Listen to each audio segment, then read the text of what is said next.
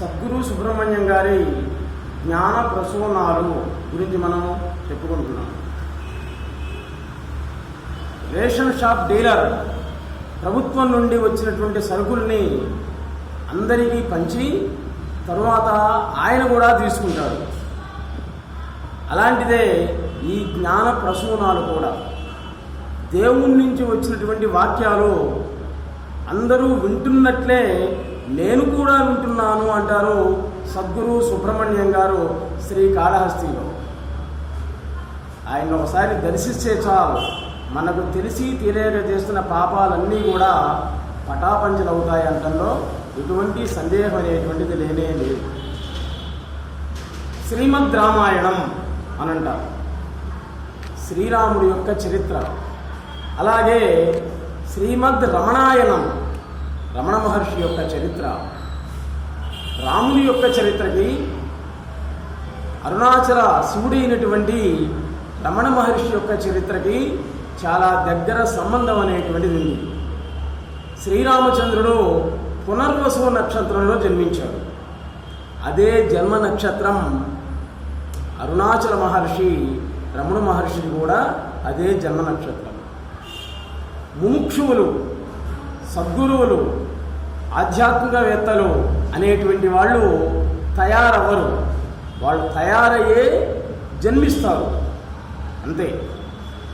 ఇక్కడ నడిచేటువంటి దేవుళ్ళు మన భూమండలంలోనే జన్మించారు.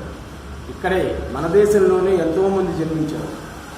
నీలంపాటి అమ్మవారు, జిల్లెళ్ళమూడి అమ్మవారు, జగద్గురు ఆదిశంకరాచార్యులు, రమణ మహర్షి, నడిచేటువంటి దైవం కంచి పరమాచార్య, ఇలాంటి వాళ్ళు ఎంతో మహాత్ములు జన్మించారు.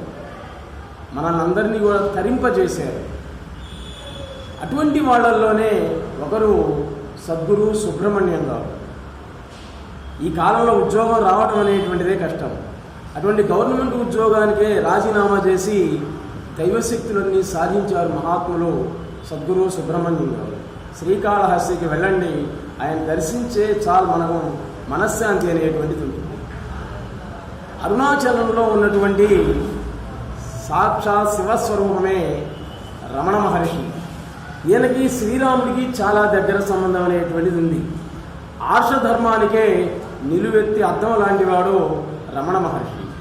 శ్రీరాముడు జన్మించినటువంటి పునర్వసు నక్షత్రమే రమణ మహర్షిది కూడా. కైక ఆజ్ఞానుసారంగా అడవికి వెళ్ళాడు శ్రీరాముడు. ఈ రమణుడు కూడా వాళ్ళ బాబాయి యొక్క ఆజ్ఞానుసారంగా అరుణాచల గుహలోకి వెళ్ళడం అనేటువంటి జరిగింది. రమణో విగ్రహవాన్ ధర్మ, రామో విగ్రహవాన్ ధర్మ అన్నట్లు రమణో విగ్రహవాన్ ధర్మ అనడంలో ఎటువంటి సందేహం అనేటువంటిది లేనే లేదు.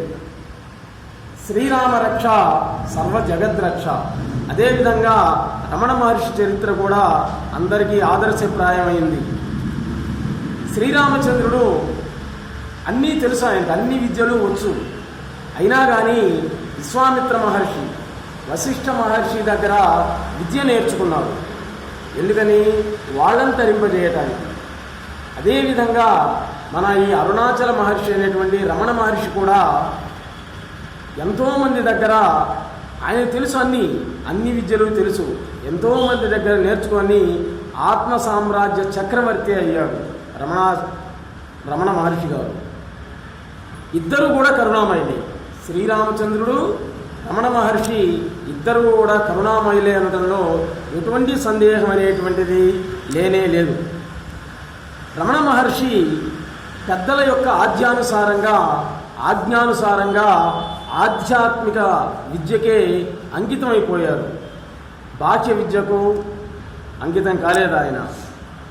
ఆశ్రమ జీవితాన్ని గడపపోయేటువంటి దశలోనే కుంభకర్ణుడు ఊర్మిళ నిద్రలాగా భయంకరమైన నిద్రను, గాఢ నిద్రను అవలంబించారు. మరణించి జన్మించినటువంటి వాళ్ళు రమణ మహర్షి మరణావస్థను పొందాడు, మరణానుభవాన్ని పొందాడు.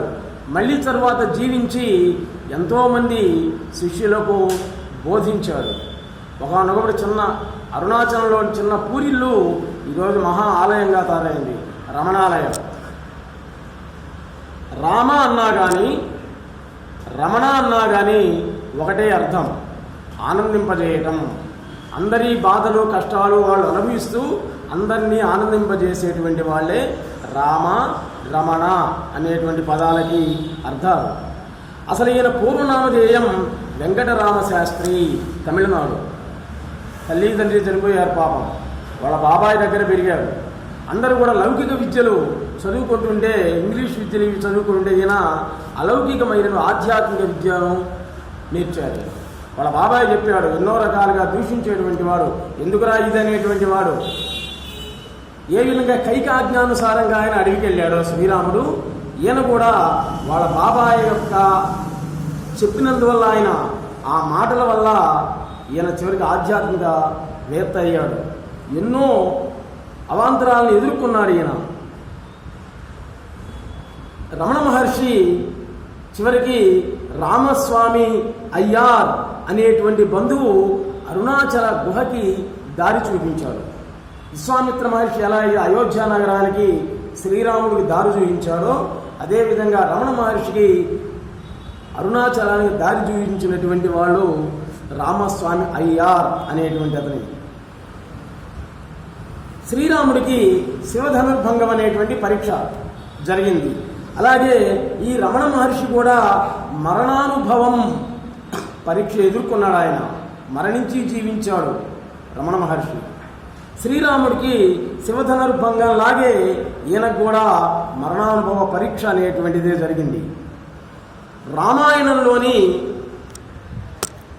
సుందరకాండలాగే రమణాయణంలోని మధురానగర కాండలో పెరియ పురాణం అనేటువంటి పుస్తకాన్ని చదివాడు ఈయన రమణ మహర్షి. పెరియ పురాణం, ఆ పురాణం అని చదివిన తర్వాత ఈయనకి జీవితం అనేటువంటిదే మేలు మలుపైంది. పరమపదాన్ని పొందాడు. అరుణాచల గుహలోకి ప్రవేశించాడు. భయంకరమైన తపస్సు చేశాడు. శ్రీరామ రాజ్య త్యాగానికి కారణమైనట్లే రమణ సర్వసంగ పరిత్యానికి వాళ్ళ అన్నైనటువంటి నాగస్వామి కారణమయ్యాడు. ఆయన మందలింపే ఈరోజు ఆధ్యాత్మిక సామ్రాజ్య చక్రవర్తిగా తయారు చేసింది ఆయన్ని.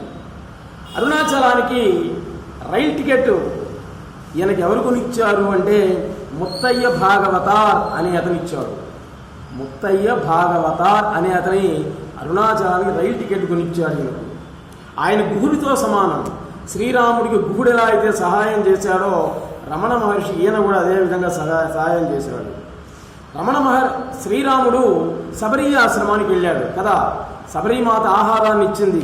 అదేవిధంగా ఈ రమణ మహర్షికి కూడా ఈ భాగవత గారి సోదరి పాప చిన్నతనంలోనే వివాహం అయింది, భర్త చనిపోయాడు, ఆధ్యాత్మికంగా తయారైపోయింది అన్నమాట, యోగినిలాగా.